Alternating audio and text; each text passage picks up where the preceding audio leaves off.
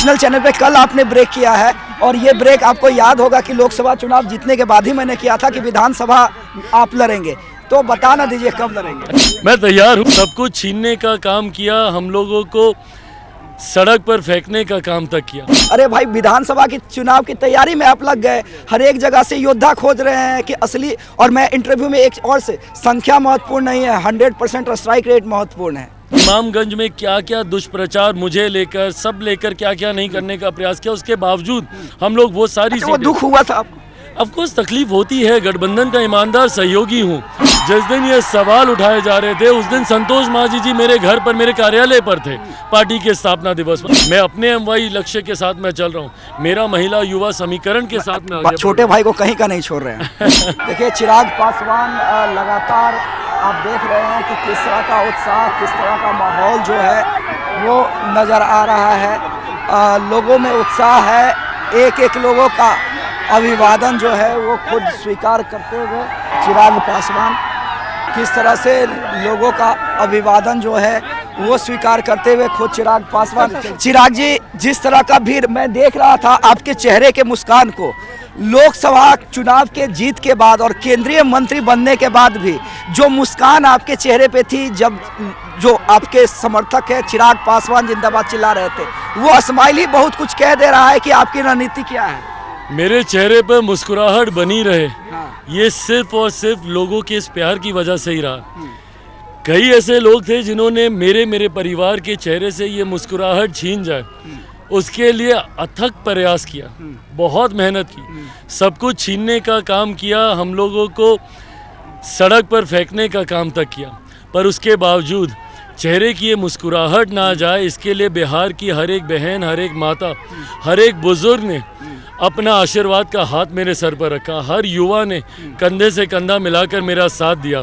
ये मुस्कुराहट इन्हीं की वजह से है और इन्हीं के लिए है। मैं आपका इंटरव्यू सुन रहा था, आप कह रहे थे कि आप हार्ड नेगोशिएट नहीं करते हैं, और ये बताइए कि बिहार के पत्रकारों से अगर आप ये कहेंगे कि चिराग पासवान हार्ड नेगोशिएट नहीं करते हैं, अरे भाई, विधानसभा की चुनाव की तैयारी में आप लग गए, हर एक जगह से योद्धा खोज रहे हैं कि असली। और मैं इंटरव्यू में एक और से संख्या महत्वपूर्ण नहीं है, 100% स्ट्राइक रेट महत्वपूर्ण है। देखिए, लक्ष्य और गठबंधन के, मुझे लगता है किसी भी ईमानदार सहयोगी का यही लक्ष्य होना चाहिए कि आप स्ट्राइक रेट पे काम करें। इस बार उपचुनाव में किसी सीट पर ना मैंने दावेदारी पेश की, ना मैंने कोई सीट मैंने मांगी, पर मेरा लक्ष्य यही था कि हम लोग सारी सीटें हम लोग जीते, और चारों की चारों सीटें हम लोग जीते, जिसमें से कि 3 सीट तो विपक्ष के पास थी, कुछ तो ऐसी सीटें जिसमें ये लोग अपना आधिपत्य मानते थे। बेलागंज और तरारी हम लोग जीते, तरारी की सीट हम लोग जीते, तमाम सीटें हम लोग जीते। इमामगंज में क्या क्या दुष्प्रचार मुझे लेकर, सब लेकर क्या क्या नहीं करने का प्रयास किया, उसके बावजूद हम लोग वो सारी वो दुख हुआ था आपको? ऑफकोर्स तकलीफ होती है। गठबंधन का ईमानदार सहयोगी हूँ, और जब हम दोनों के बीच में ना, मांझी जी के मन में ये, जिस दिन ये सवाल उठाए जा रहे थे उस दिन संतोष मांझी जी मेरे घर पर, मेरे कार्यालय पर थे पार्टी के स्थापना दिवस पर। बट बहरहाल राजनीति है, ये टीका टिप्पणी चलती रहेगी। खुशी मुझे इस बात की है कि ये गठबंधन इतना मजबूत है आज की तारीख में, जो मेरे विश्वास को बढ़ाता है कि आने वाले दिनों में एनडीए का स्ट्राइक रेट बिहार विधानसभा में सबसे बेहतरीन होने जा रहा है। उसमें भी देखिए, मैंने खुद अपने डिबेट में तारीफ की थी कि आपने जिस तरह से हंगामा बरपा था और जातीय हिंसा न भड़क जाए, उस पर आपने ब्रेक लगाया था कि चलिए इस प्रकरण को क्लोज करते हैं, तो इसकी भी तारीफ काफ़ी हुई है। नहीं, बिल्कुल। और ये दो समुदाय के बीच, दो व्यक्तियों की नोकझोंक को दो समुदाय के बीच की नोकझोंक दिखाना कतई उचित नहीं है। मैंने हमेशा कहा है कि मैं जात पात, धर्म, मजहब से उठकर हर बिहारी के साथ अपने आप को जोड़कर मैं देखता हूँ, हर बिहारी के सपने के साथ अपने आप को जोड़कर देखता हूँ। मेरा लक्ष्य बिहार के हर उस बिहारी को बाहर लेकर आना है जो आज़ादी के 75 साल के बाद भी गरीबी रेखा से नीचे है।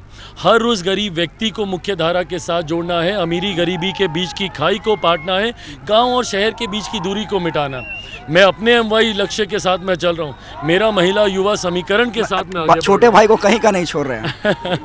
ऐसा नहीं है, पर मैं जातीयता, सांप्रदायिकता में विश्वास नहीं रखता, और जो राजनीतिक दल इतने गर्व के साथ जातीयता और सांप्रदायिकता को बढ़ावा देने का काम करते हैं, खुले मन से एमवाई समीकरण की बात करते हैं, मेरी सोच अलग है।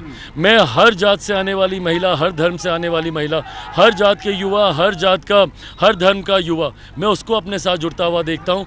हर एक बिहारी 13 करोड़ बिहारियों को साथ लेकर चलने की सोच के साथ। चिराग जी, आखिरी के मेरे 2 सवाल। देखिए, ये नेशनल चैनल पे कल आपने ब्रेक किया है और ये ब्रेक आपको याद होगा कि लोकसभा चुनाव जीतने के बाद ही मैंने किया था कि विधानसभा आप लड़ेंगे, तो बता ना दीजिए कब लड़ेंगे, ये तो बता दीजिए अपने मुंह से। जैसा मैंने चाहा, बिहार मेरी प्राथमिकताओं में है, पार्टी को ये फैसला लेना है, बट हाँ मैं चाहता हूँ कि बिहार में मैं अपनी भूमिका ज़्यादा सक्रिय रूप से दूँ। क्योंकि ये जो समर्थक है ना, वो कहते हैं कि नहीं, लड़ लेना चाहिए।